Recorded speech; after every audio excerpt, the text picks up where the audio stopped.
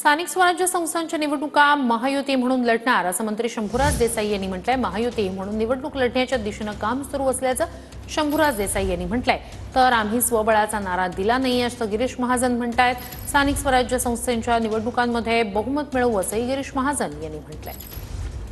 ठिकाणी स्थानिक आघाड्या असतात, त्या स्थानिक आघाड्यांच्या संदर्भामध्ये सुद्धा आपापल्या पक्षाच्या वरिष्ठ नेत्यांशी चर्चा करून त्या प्राप्त परिस्थितीनुसार निर्णय घेऊ अशा पद्धतीची तिन्ही पक्षांची भूमिका आहे।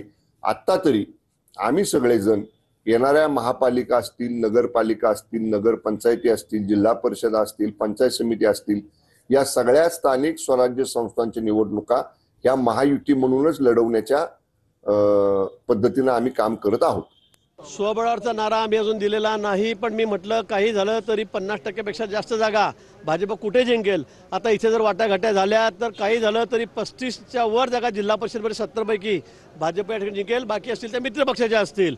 पण आम्ही स्पष्ट बहुमत या ठिकाणी जळगाव असेल, धुळे असेल, नंदुरबार असेल, नाशिक असेल, नगर असेल, उत्तर महाराष्ट्रामध्ये या ठिकाणी घेऊ।